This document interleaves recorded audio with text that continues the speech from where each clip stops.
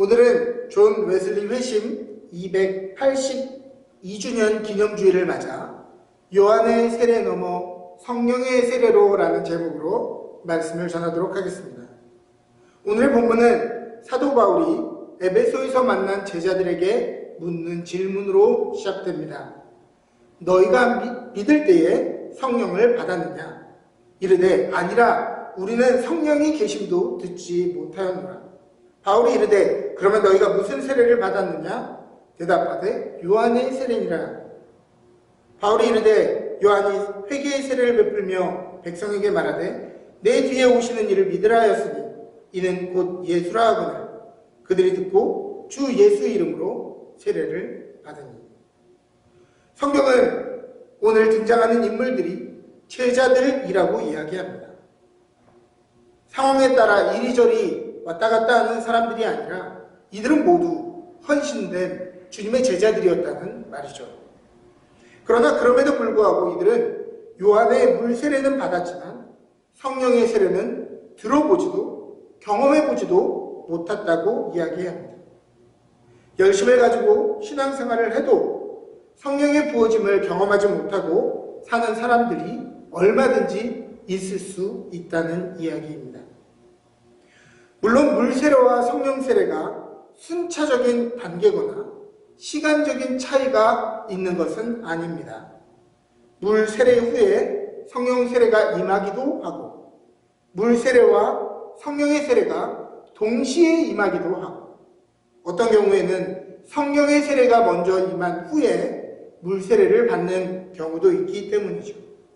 그러나 확실한 것은 물 세례와 성령 세례는 전혀 다른 종류의 것이라는 것입니다. 사랑하는 여러분, 물 세례와 성령 세례의 차이가 무엇입니까?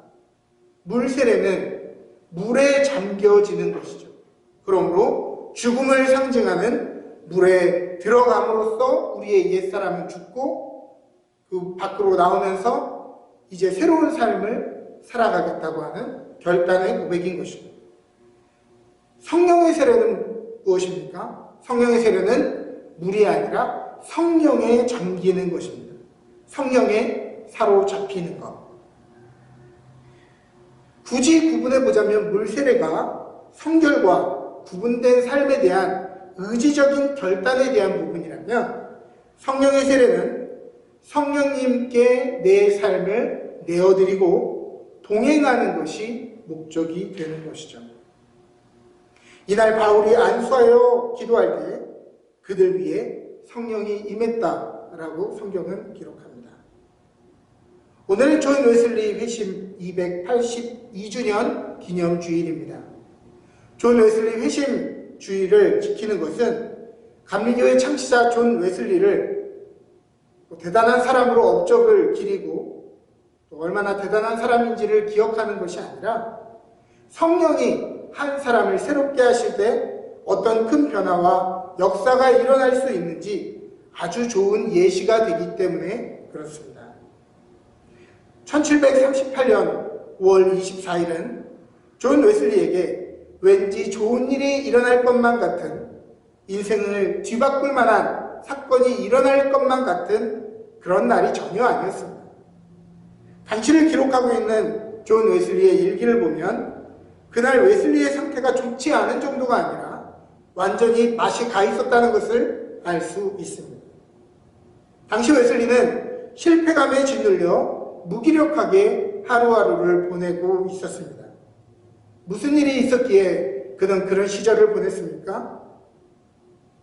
웨슬리는 누구보다 열심히 주님의 나라와 그 뜻을 이루기 위해서 열심히 살았던 사람입니다.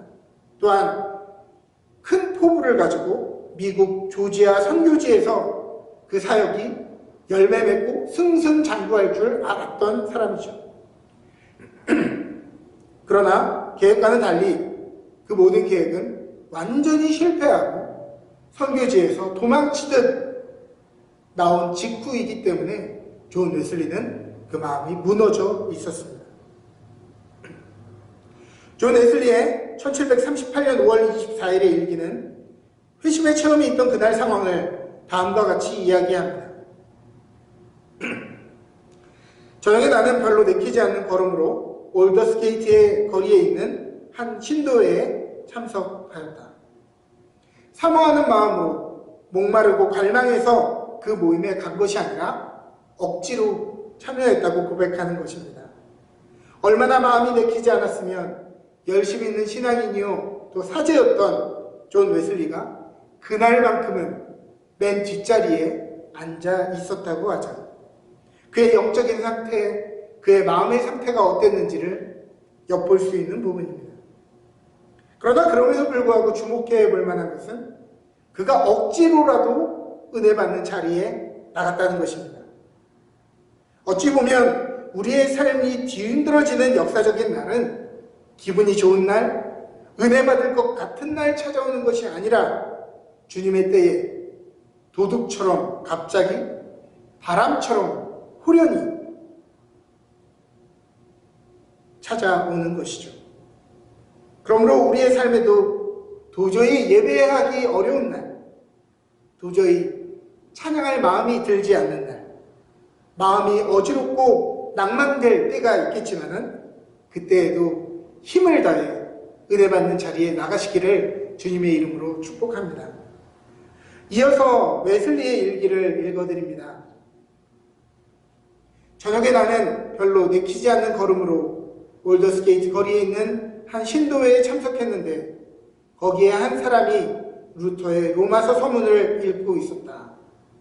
8시 45분경에 그 사람이 그리스도 안에 있는 믿음을 통해 하나님께서 마음의 변화를 일으키시는 일을 설명하고 있었다. 나는 그때 내 마음이 이상하게 따뜻해지는 것을 느꼈다.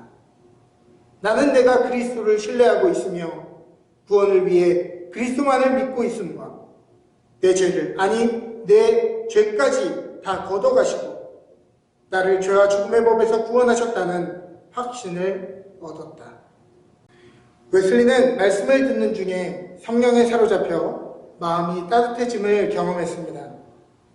성령이 마음속에 부어지니 머리로 믿었던 말씀이 마음으로 믿어지고 모든 실패감과 불안함이 휘둘렸던 삶에서 구원의 확신과 은혜가 자신의 삶을 이끄는 것을 경험하게 된 것이죠. 물론 이전까지도 우리의 눈으로 보기에 웨슬리는 충분히 훌륭한 삶을 살았습니다.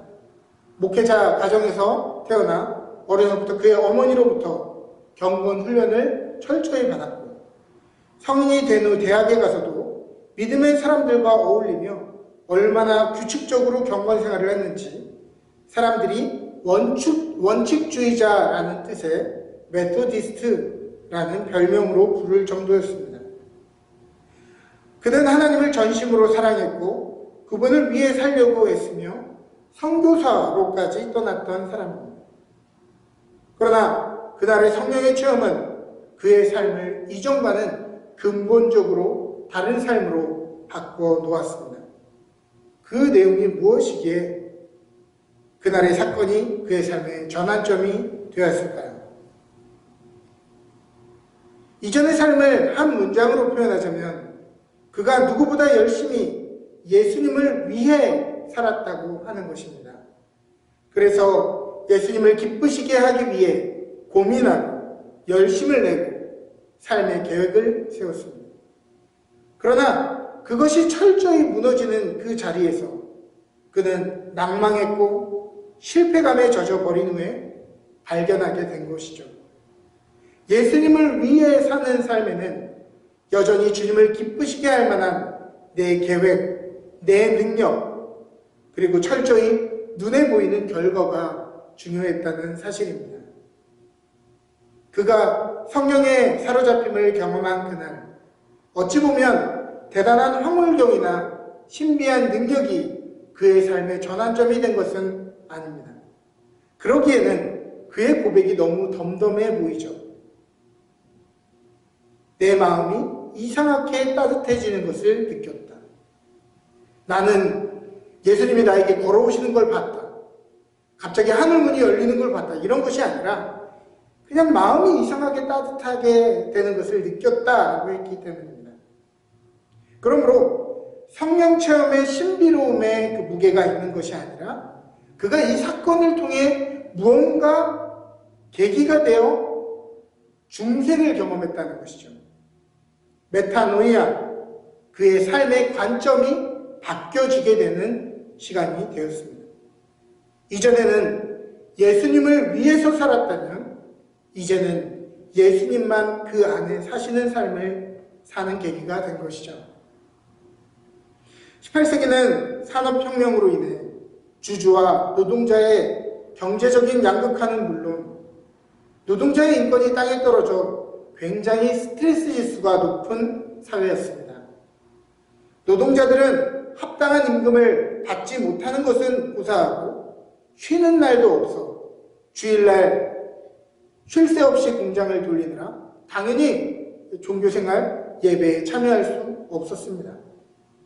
존 웨슬리는 이러한 사회의 경제적인 구조 때문에 예배를 찾아오지 못하는 사람들을 찾아가서 말씀을 나누었죠. 당시에 성공회는 정해진 강단 외에 말씀 전하는 것이 불법이었기 때문에 존 웨슬리는 성공회 교단으로부터 출교의 위협을 당하면서도 두려워하지 않고 탄광, 시장, 공장지대를 순회하며 집회를 인도했습니다. 노동자들의 떼인 임금을 받아주고 권익을 보장해주는 노동조합이 이때 시작된 것입니다. 성경을 읽어야 되는데 학교 교육을 받지 못해 글을 읽고 쓸 수 없었던 노동자들과 그 자녀들을 위해 야간 학교를 열어 영국 사회의 문맹 타파에 큰 역할을 하였습니다. 늘 노예제도의 사악함을 비판하던 웨슬리는 1789년 노예에 편지를 보내 노예제도 폐지를 촉구했고 결국 그 뜻을 이어받은 영국의 정치인 윌리엄 윌버포스에 의해 1807년 공식적으로 노예제도가 폐지되게 되었습니다.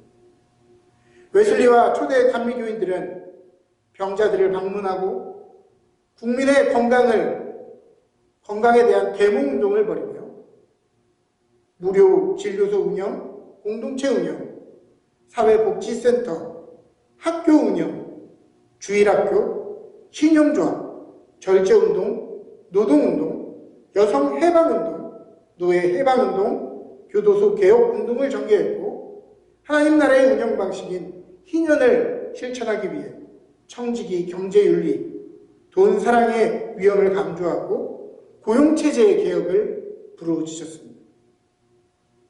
또 이들은 자신들이 살던 시대의 정황이 믿음을 지키기 너무 어려운 것을 알기 때문에 매주 모여 기도하고 삶을 나누고 헛되고 방탕한 삶으로 다시 돌아가지 않도록 경건의 기준들을 정하고 함께 그 약속을 지키는 모임을 만들었는데 그것이 오늘날 속회의 모습입니다.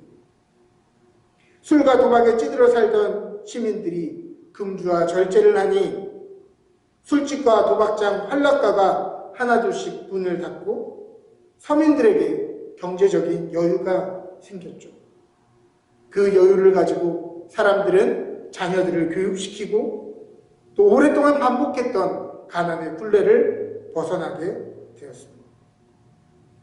존 웨슬리는 이전에도 훌륭한 사람이었지만 중생 이후에는 전혀 다른 종류의 사람이 되었습니다.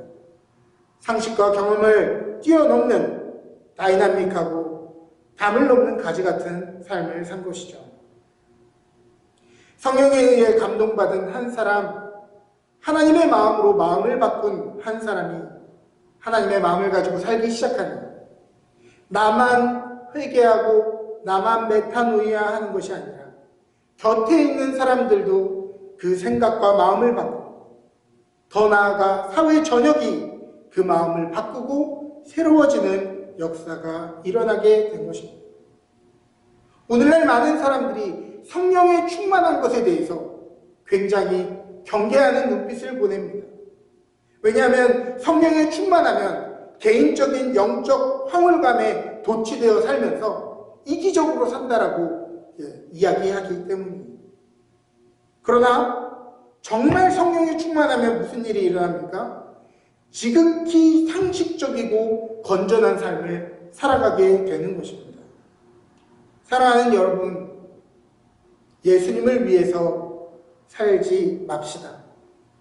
나는 죽고 내 안에 예수님만 사시는 삶을 삽시다. 주님을 기쁘시게 하는 계획을 이루기 위해 성령의 능력이 필요한 것이 아니라 그저 성령과 동행하는 것이 우리의 삶의 목적이 되고 삶의 내용이 되는 삶을 살아야 할 것입니다. 성령님, 오늘 말씀과 성찬을 통해 다시 한번 우리의 영혼을 사로잡아 주시어 오늘 우리의 삶에도 존 웨슬리와 같은 회심과 거듭남이 임하게 하여 주시고 가정을 살리고 지역을 살리고 시대를 살리는 일꾼들로 쓰여지게 하여 주옵소서. 아멘.